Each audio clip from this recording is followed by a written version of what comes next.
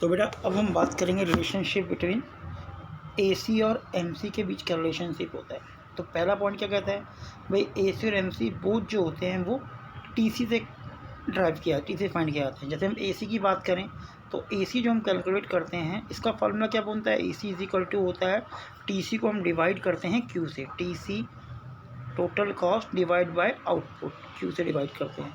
और अगर हम एमसी की बात करें तो एमसी का फॉर्मूला भी हमें पता है, एमसी इज इक्वल टू क्या होता है, एमसी इज इक्वल टू होता है टीसी एन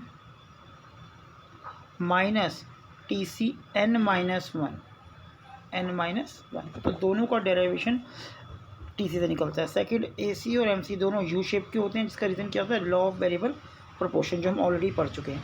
अब टेबल और ग्राफ के बीच के बेस पर मतलब रिलेशन को चेक करते हैं। देखो बेटा, अब ये क्वांटिटी दे रखा है, आउटपुट दे रखा है 1 2 3 4 5, और ये टीसी दे रखा है 12 18 22 इस तरह से।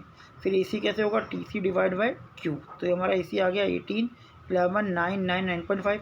और एमसी निकालने के लिए टीसी को माइनस करते हैं, पहले में डैश, फिर 18 माइनस 12 6, फिर 22 माइनस 18 4, इस तरह प्लस करके ये आता है।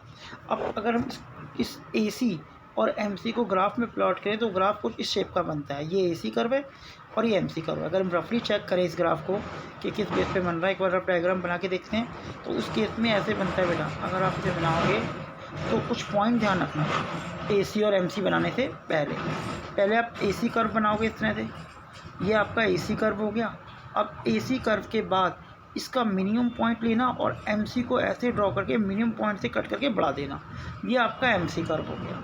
अब हम थोड़ी बात करें तो इसे 3 पार्ट में डिवाइड करते हैं। पहले यहाँ तक का आउटपुट माना है क्यू हो गया, ये Q1 हो गया, और उसके बाद आफ्टर पार्ट। तो अगर हम बात करें O से Q तक की, तो O से Q में AC भी गिर रहा है और MC भी गिर रहा है।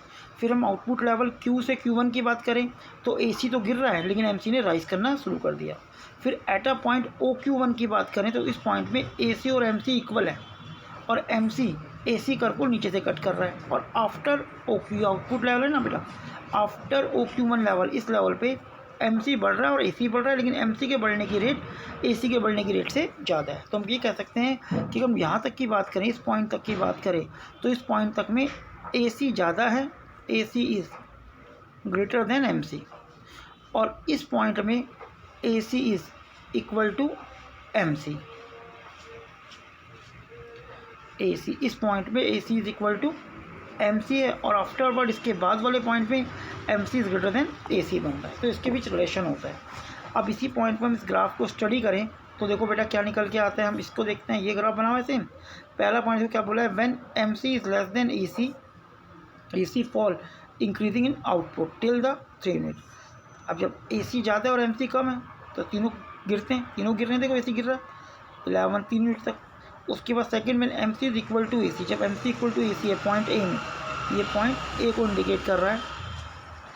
MC curve intersect AC curve at a point constant to minimum point. तो MC AC वहाँ पे इक्वल होते हैं जहाँ पे AC मिनिमम होता है। Third point, when MC is more than AC, जब MC AC से ज़्यादा है, इसके बाद वाला पोर्शन, ये वाला पोर्शन देखो बेटा, AC is increasing output, AC भी बढ़ रहा है, AC ने बढ़ना शुरू कर दिया, देखो 9.5 के बाद बढ़ रहा है आगे।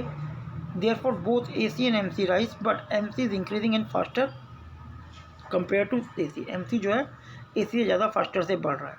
तो इस तरह से ये रिलेशन निकल के आता है AC और MC में। बेसिकली से हम 4 पार्ट में डिवाइड करते हैं। पहला पार्ट जब दोनों गिर रहे हैं, दूसरा पार्ट जब AC गिर रहा है और MC ने बढ़ना शुरू कर दिया, तीसरा पार्ट जब दोनों बराबर, और चौथा पार्ट जब MC ज़्यादा है AC से और दोनों राइज कर रहे हैं।